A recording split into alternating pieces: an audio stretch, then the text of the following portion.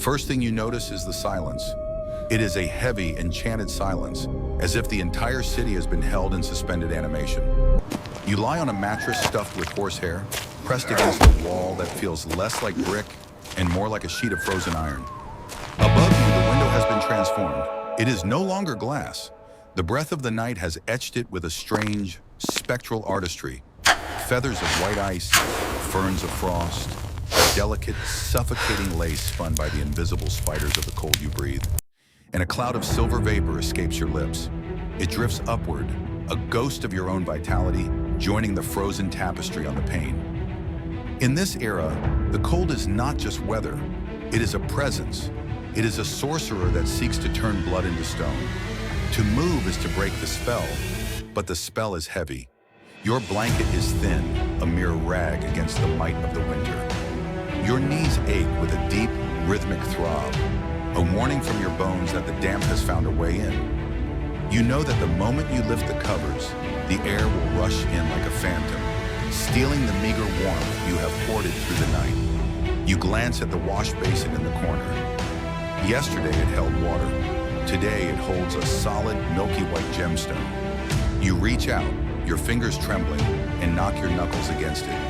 Thud, a hollow sound devoid of life. The water has been transmuted into ice, solid to the bottom. There will be no cleansing ritual this morning. The cold forbids it. You must dress, but even your clothes have turned against you. They are stiff, rigid artifacts. The socks darned by grandmotherly hands feel like sheets of sandpaper. The boots, sitting by the door, have frozen into twisted, unnatural shapes, curled like dead leaves. You force your feet into them, a painful act of defiance. You approach the attic door. Beyond it lies the spiraling descent into the belly of the house, and further still, the great gray maw of the city. You pause, your hand hovering over the latch. You can feel the draft seeping through the cracks, a whisper from the winter spirits waiting outside. They are patient, they are hungry, and as you pull the door open, you realize that you are not just stepping out of a room. You are stepping into a battle for your very soul, played out on a stage of cobblestone and ice. The adventure has begun, and the frost is watching. You descend the stairs, passing through the silent, sleeping ribs of the house. The air in the hallway is thick with the scent of damp wood and ancient dust, a smell that speaks of secrets and decay. You reach the kitchen, the heart of the home, hoping to find the sacred fire. But the grate is a graveyard of gray ash. The fire is dead. In this world, warmth is not a right.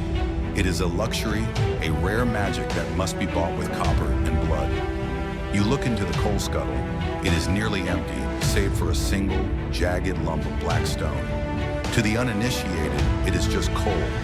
But to you, in this frozen epoch, it is a solidified piece of the sun. It is potential energy, a sleeping dragon waiting to be woken. You hold it in your hand, feeling its cold, rough weight. It stains your skin with soot, marking you. This is the currency of survival. You break the lump in two with a sharp crack, a desperate division. You place one half in the grate, nesting it among twisted scraps of newspaper like an offering on an altar. You strike a match. The flare of light is blinding in the gloom, a tiny flickering star. You hold your breath, watching as the flame licks at the paper, courting the coal. For a moment it wavers. The damp air tries to snuff it out. The shadows encroach. But then a wisp of smoke curls up, blue and acrid, smelling of sulfur in the deep earth. The coal catches. A faint orange glow begins to pulse from the center. It is a pathetic, small fire, but in this frozen vastness, it is a miracle you sit before it. You and a neighbor who has emerged from the shadows like a wraith. You do not speak. To speak would be to waste the heat of your breath. You simply worship the glow, hands outstretched, fingers splayed to catch the invisible rays. The walls of the kitchen seem to lean in, stained yellow by years of this sulfurous smoke. This is the Victorian paradox. To stay warm, you must breathe the poison of the fire. But the coal is fleeting. It is a finite magic. Outside, the great black mountains of fuel are frozen in the dockyards, locked away by the ice. The price of warmth is rising. Rumors fly through the streets like bats. Stories of hoarders, of riots, of women fighting in the mud for a spilled sack of black dust. You have to leave the sanctuary. You have to venture out to hunt for more. You wrap yourself in layers of wool and deception, newspapers stuffed into your shirt to create a shield of paper against the wind. You are a knight in armor made of rags and bad news. You step out into the street, and the sensory assault changes. It is not just cold. It is a world painted in shades of charcoal and bone. The sky is a low, oppressive ceiling, and there, waiting for you at the corner, is the coal merchant. He guards his cart of black dust like a dragon guarding gold. You hand him your last penny. He sneers and shovels a pile of sweepings, mere dust and grit, into your bucket. It is a cruel joke. This dust will barely burn. It will only smoke and choke, but you take it. You carry your burden of ash back through the snow, clutching it as if it were diamonds, knowing that tonight, this black dust is the only thing standing between you and the oblivion of the ice. As the day wears on, a transformation takes place. The city does not just darken, it vanishes. A presence rolls in from the river, a creeping, sentient entity. It is not mist, it is the pea-souper, the legendary London fog. But to call it fog is to underestimate its power. It is a thick, yellow-green soup, a concoction of river damp, chimney smoke, and industrial poison, stirred by the cold wind until it becomes a living wall. You step into it and the world dissolves. The buildings, the carts, the people, they are all erased. The sun above becomes a sickly, pale blotch, a dying eye watching from behind a cataract. This is a realm of phantoms. Sounds are distorted here. The clatter of hooves on the cobblestones becomes a muffled, velvet thud. Voices are disembodied whispers floating in the haze. You reach out your hand, and your own fingers disappear into the gloom just inches from your face. You are walking blind in the city of millions. The fog tastes of metal and old pennies. It stings your eyes, forcing tears that freeze upon your lashes.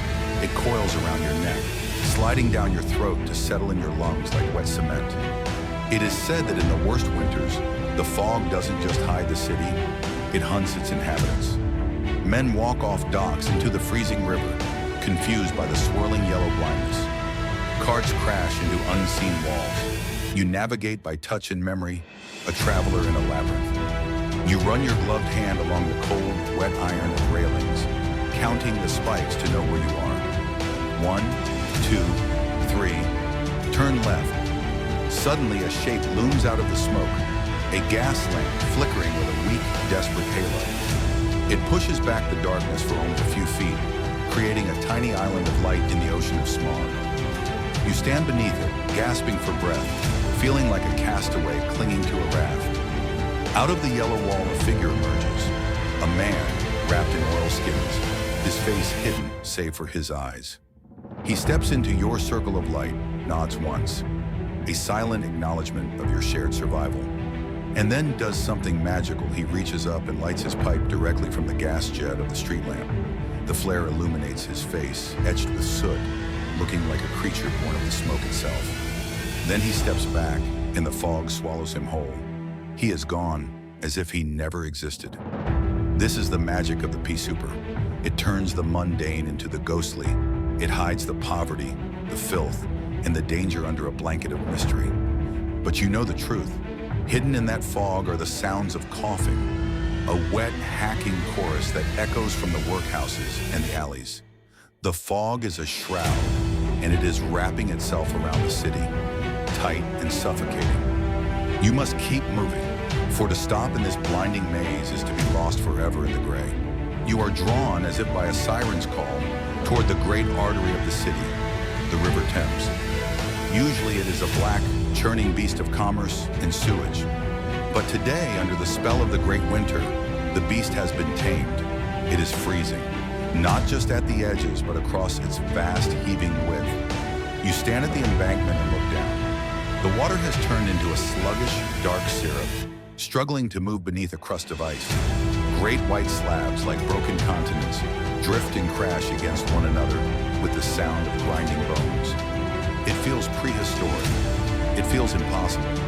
You remember the legends whispered by the old ones, stories of the frost fairs of centuries past times, when the magic was so strong, the river froze solid from bank to bank. They say that in those days, a whole new city would spring up on the ice-strange carnivals with puppet shows, roasting oxen, imprinting presses, churning out poems on the frozen water. A festival built on a surface that could crack and swallow you whole at any moment. That carnival is gone now, banished by the changing climate of the city, but the echo of that magic remains.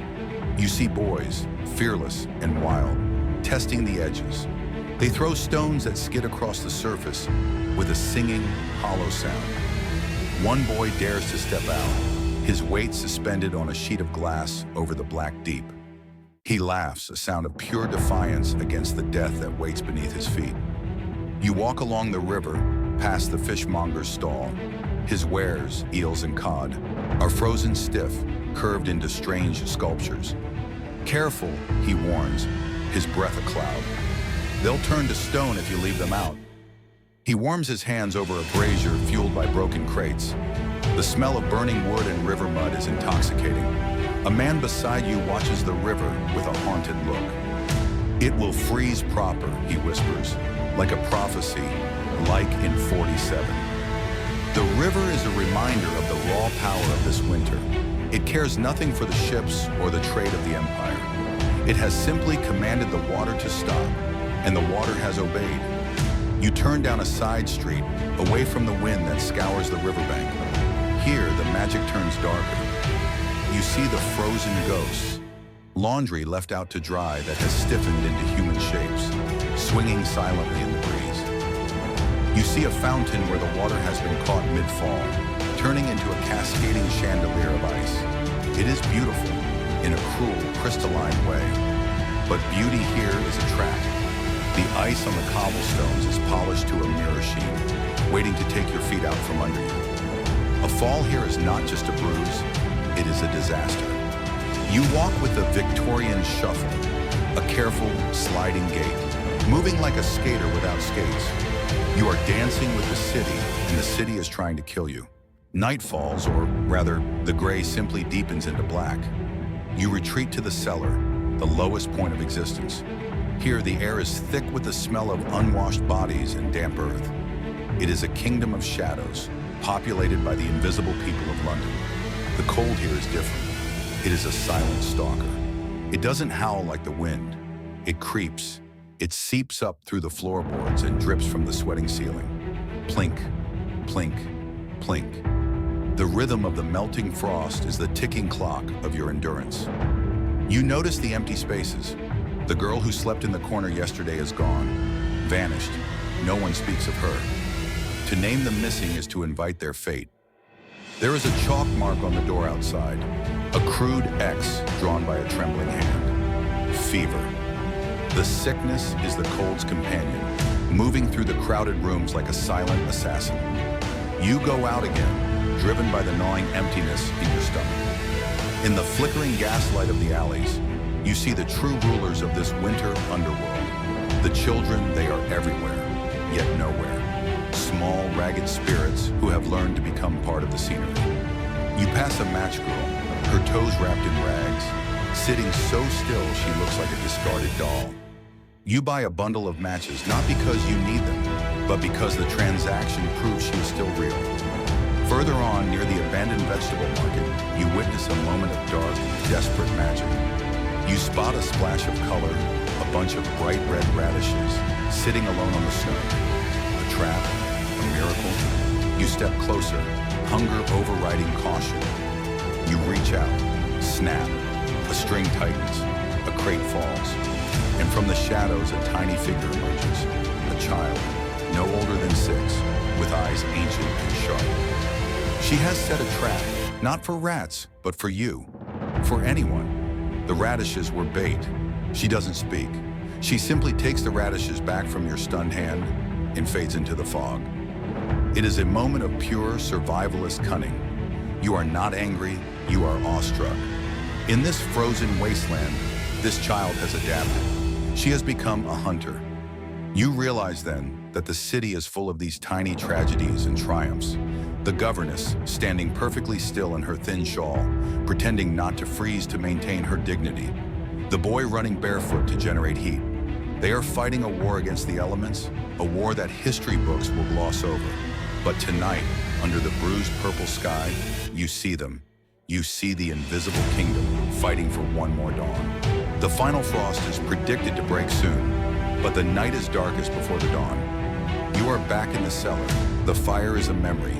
The cold is so absolute it feels like the earth itself has died. But then a shift, a small, almost imperceptible change in the air. You decide to walk one last time. You head toward Hanbury Street, drawn by a rumor, a whisper of hope. The soup kitchen? No, something better. A smell cuts through the stench of coal and rot. It is the most holy scent in the world. Bread. Fresh, hot bread. A bakery has opened its shutters. The golden light spills out onto the snow, a beacon in the wilderness. You have a single penny. It is enough for a crust, a jagged end piece of a loaf. The baker woman hands it to you. It is hot. It burns your fingers. A pain that feels like ecstasy. You stand on the curb, snow falling around you, and you take a bite. The taste is simple, but in this moment, it is alchemical. It warms you from the inside out. It is proof that life continues, that ovens still burn, that grain still grows. You feel the blood return to your cheeks. You keep walking, the warmth of the bread radiating through you. You see a chimney sweep, a boy covered in soot, huddled in a doorway playing with stones. You stop. You break your precious crust in half. You hand it to him. He looks at you, eyes wide, and takes it. He eats it with the reverence of a king at a feast. In this act of sharing, something breaks. The isolation of the winter shatters. You are no longer a ghost passing other ghosts. You are human. That night in the cellar, a girl holds a candle. It is unlit. She clutches it like a talisman. She doesn't light it because she doesn't need to yet.